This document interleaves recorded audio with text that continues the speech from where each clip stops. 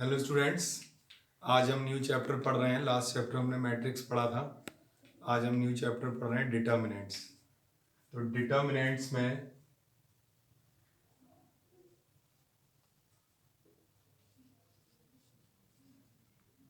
सबसे पहले डिटर्मिनेंट क्या होता है? एक स्क्वायर मैट्रिक्स का सिंगल वैल्यू आंसर। एक स्क्वायर मैट्रिक्स का सिंगल वैल्यू आंसर। तो लिख रहा हूं सिंगल वैल्यू आंसर, ANS लिख दिया है, answer of square matrix called determinant. Single value answer का मतलब है किसी स्क्वायर मैट्रिक्स का एक सिंगल वैल्यू निकल के आए, वो ही है। जैसे फॉर एग्जांपल आपको एक मैट्रिक्स दी 5 2 2 3, ठीक है, ये एक मैट्रिक्स है। तो मैं कहूंगा फाइंड डिटरमिनेंट। डिनोट करने का तरीका ये DETA या ऐसे, ये मॉड नहीं है, ध्यान रखना, डिटर्मिनेंट है। ये लिखा आ जाए या ये सीधे दो डंडे बने आ जाए, डिटर्मिनेंट बोलते हैं, single value answer of matrix. तो फिर हम आंसर में डिटर्मिनेंट लेंगे। ये डिटर्मिनेंट का साइन है। कुछ बच्चों को थोड़ा सा ये अंतर नहीं रहता है, ये बॉक्स जो बन रहा है ना, ये तो मैट्रिक्स का साइन है, और ये साइन सीधे जो डंडे हैं ये डिटर्मिनेंट का साइन है। तो कैसे निकलता है determinant? Product of diagonal element minus product of diagonal element. मतलब ये डायगोनल एलिमेंट होते हैं ये वाले,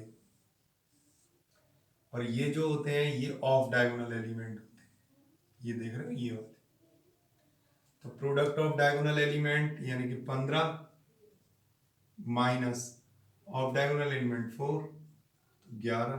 तो डिटर्मिनेंट वैल्यू कितनी आ गई? 11। तो यही है डिटर्मिनेंट। देखो इस स्क्वायर मैट्रिक्स का सिंगल वैल्यू आंसर आया, ये डिटर्मिनेंट है। मैं बार बार बोल रहा हूँ, ये मॉड नहीं है, ये क्या है? डिटर्मिनेंट। इसका आंसर पॉजिटिव भी आ सकता है और नेगेटिव भी आ सकता है, ध्यान रखिएगा।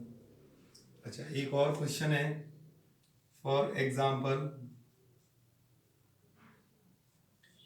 एक मैट्रिक्स दे रहा हूं 2 3 1 1 2 3 4 2 4 3 5, चलो ऐसे दे दिया मैंने, और कहा फाइंड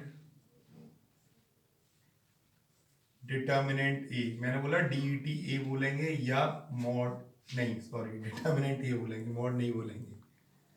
तो इसका आंसर जब मैं लिखूंगा, इसका आंसर मैं यहां लिख रहा हूं, आंसर डिटर्मिनेंट लिखेंगे, ये डिटर्मिनेंट, तो इधर भी डिटर्मिनेंट का साइन बनाएंगे। 2 3 1 1 2 3 4 3 5। अब जरा देखो बेटा, डिटर्मिनेंट तो 2/2 का वैल्यू होता है, यहाँ 3/3 का है। तो आप क्या करोगे, इस पे एक साइन याद कर लो, प्लस। क्यों प्लस है ये मैं बताऊंगा, आगे आएगा इसी चैप्टर में, कोफैक्टर की वजह से। फिर ऑल्टरनेट चलता है, इस पे माइनस इस पे प्लस, या ऐसे चलना हो तो कैसे बोलोगे? प्लस माइनस प्लस, या ऐसे चलना हो तो minus plus minus plus minus plus. मतलब इसे याद रखो, ऑल्टरनेट लिखते जाओगे सारे साइन मिल जाएंगे। ये क्यों प्लस लिखते हैं मैं बताऊंगा, कोफैक्टर की वजह से। तो देखो मैं इसे एक्सपेंड कर रहा हूं, एक्सपेंड अलोंग R1, R1 के अलोंग एक्सपेंड करेंगे तो कैसे करेंगे? यहाँ पर ये देखो +2 लिखा, रो 1 का 2 है ना, ये वाला 2। तो ये जो 2 लिखा है ना, इसके सामने वाली रो को छिपा लो और कॉलम को छिपा लो। छिपा लिया हमने। अब बताओ, देखो 2/2 का क्या डिटर्मिनेंट बचा? तो वो हम लिख देंगे 2 3 3 और 5। ऐसे ही -3 इस ये देखो ये फर्स्ट रो की तो नंबर ले रहे हैं, ये फर्स्ट रो के रेस्पेक्ट में ही तो हम ओपन कर रहे हैं, तो 3 माइनस 3 लिया, तो इसके रेस्पेक्टेड रो छिपा लेंगे, देखो ये रो और ये कॉलम, तो यहाँ कितना आएगा 1 3 4 5, ओके। फिर +1 ये वाला +1 लिखा, इसके रेस्पेक्टेड ये रो छिपा लेंगे, ये कॉलम, तो यही तो बचा, तो ये लिख लिया 1 2 4 3।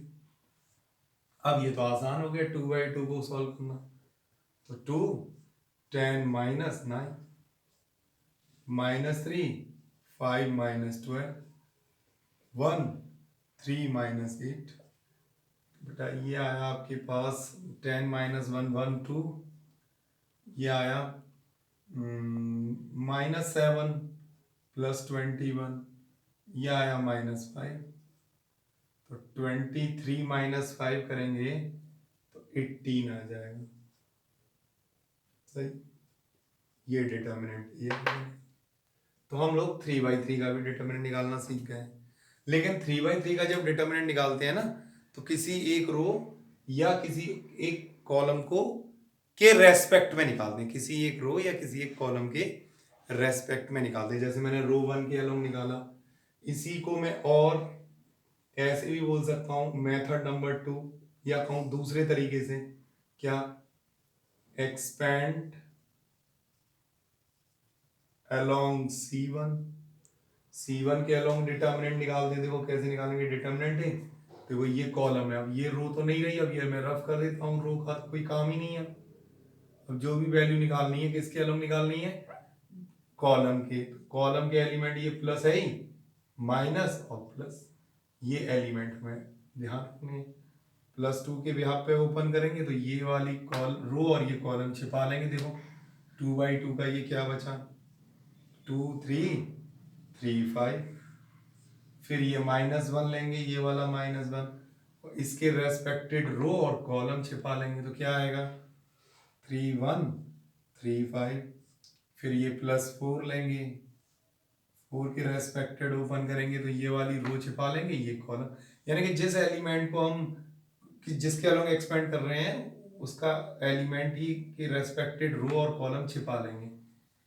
4 के रेस्पेक्टेड क्या लिखेंगे यहाँ पर, 3 1 3 5, तो अब हम कैलकुलेट करेंगे, 2 10 माइनस 9 -1 15 -3 4 15 -3, देखो कैलकुलेट करते हैं, ये 2 आ गया, 15 में से 3 गए तो -12, प्लस ये आपके पास कितना है 12, 12 है कितना है 15 -3 12 आएगा, 12 4 जा 48, कुछ गड़बड़ हो गई है कहीं पर, देखते हैं, देखो कहाँ हो गई है,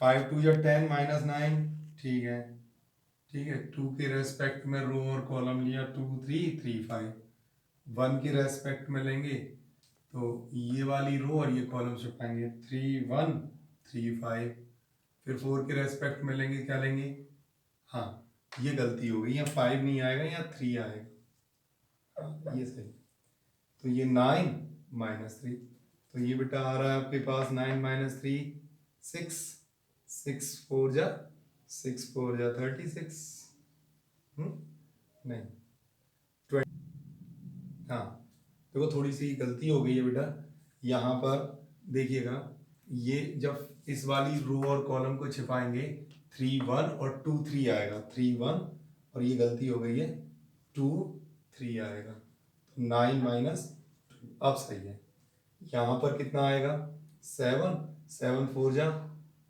28, तो ये आ गया आपके पास 80, ये डिटर्मिनेंट है आ गया, मतलब कहने का मतलब है आप इस डिटर्मिनेंट की वैल्यू किसी भी रो या किसी भी कॉलम के रेस्पेक्ट में निकाल सकते हो, ठीक है। आई थिंक समझ आ गया, आगे बढ़ते हैं।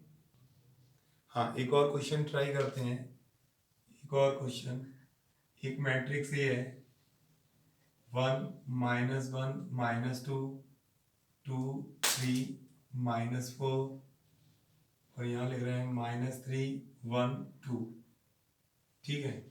फिर बोला फाइंड डिटर्मिनेंट ई, ठीक है, डिटर्मिनेंट ए निकालना है हमको, तो हम इसका डिटर्मिनेंट निकालेंगे। अच्छा, उसने ये कुछ नहीं बोला कि कैसे निकालना है, किसके अलोंग निकालना है। जब ना बोले तो रो 1 के अलोंग निकालेंगे।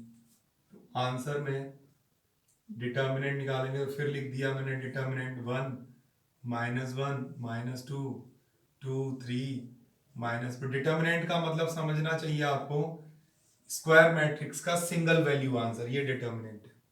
अच्छा, यहाँ मैं प्लस, देखा, इसे याद रखो बस, प्लस साइन को। तो मैं रो के अलोंग खोल रहा हूं माइनस और प्लस, तो मैं लिख रहा हूं एक्सपेंड अलोंग R1। आप किसी के भी अलोंग कर सकते हो, R3 के अलोंग भी कर सकते हो, R2 किसी के भी अलोंग, मतलब। तो मैं ओपन कर रहा हूं +1, इसके सामने वाली और रो और कॉलम छिपा लिया, देखो ये छिपा लिया, इसका इसके साथ मल्टीपल, चलो मैं लिख देता हूं 3 -4 1 2।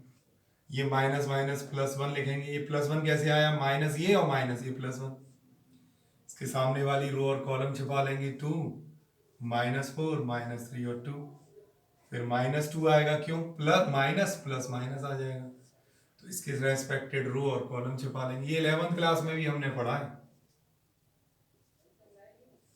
अब इसे सॉल्व कर लेंगे, क्या 1 है 6 -4, ये माइनस कुछ फॉर्मूले का है, 1 4 माइनस, इसका इसके साथ मल्टीपल 12 ही आएगा, अरे -3 इंटू -4 तो 12 ही आएगा, ये माइनस तो फॉर्मूले का है, -2 2 माइनस, इसका इसके साथ मल्टीपल -9, ये आ गया।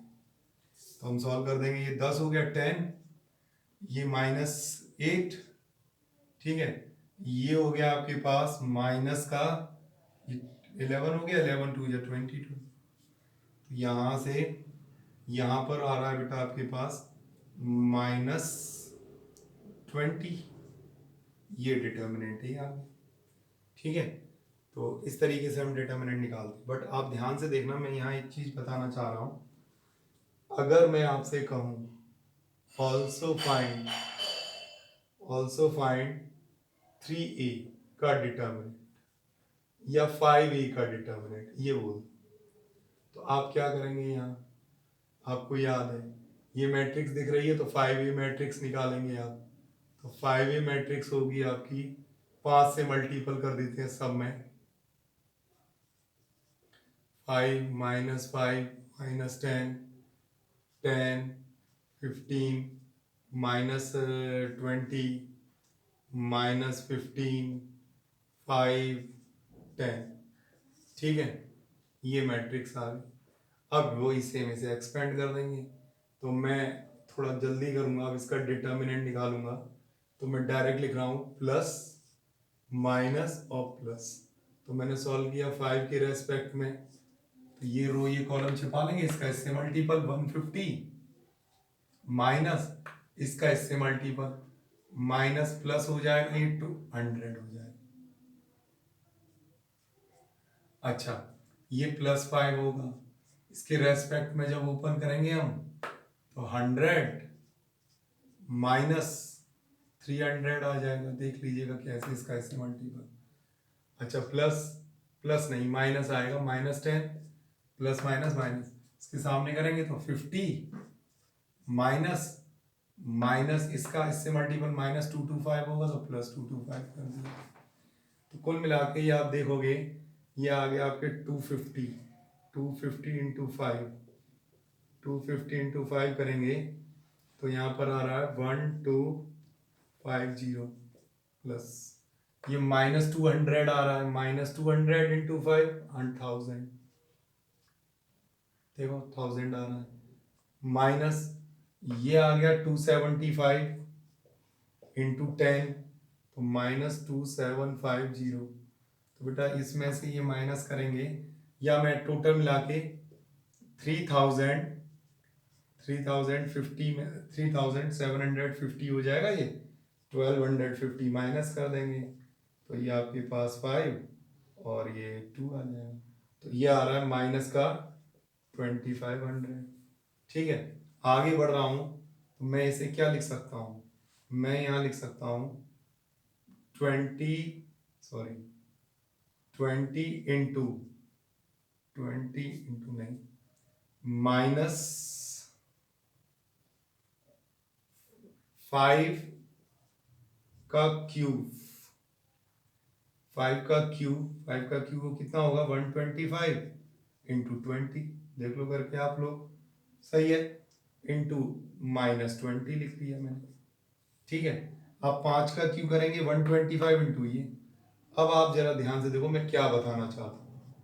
डिटर्मिनेंट 5a इक्वल टू 5 का क्यूब इंटू, देखो ये -20 को क्या बोल सकते हैं, डिटर्मिनेंट ए। तो ये चीज आप ध्यान से समझो क्या है। आपसे इसका ऑर्डर कितना है 3/3, डिटर्मिनेंट ए निकाल दिया -20, तो 5a का डिटर्मिनेंट अगर निकालना है तो कुछ नहीं है, जिस नंबर से मल्टीपल हो रहा है वो नंबर लिख लो और जितना ऑर्डर है वो पावर में लगा लो, इनटू में डिटर्मिनेंट ए, ठीक है। तो नोट पॉइंट के फॉर्म में मैं यहां लिख रहा हूं, if A is square matrix of order n by n, then determinant of ke, मतलब ke का डिटर्मिनेंट निकालना है। देखो बेटा के कांस्टेंट है, बाहर लिख लिया, कितना ऑर्डर है के पावर n और डिटर्मिनेंट ए। ये है वो रिजल्ट जो मैं आपको लिखाना चाहता हूं। तो ये क्वेश्चन से समझ आ गया होगा, आप डायरेक्ट कर सकते हैं, ठीक है। ठीक है, ये समझ में आ गया होगा, कांस्टेंट बाहर आ जाता है और ए का जितना ऑर्डर होगा उतनी पावर इनटू डिटरमिनेंट। आगे के टॉपिक का अगला पार्ट नेक्स्ट वीडियो में करेंगे इसमें। नमस्कार।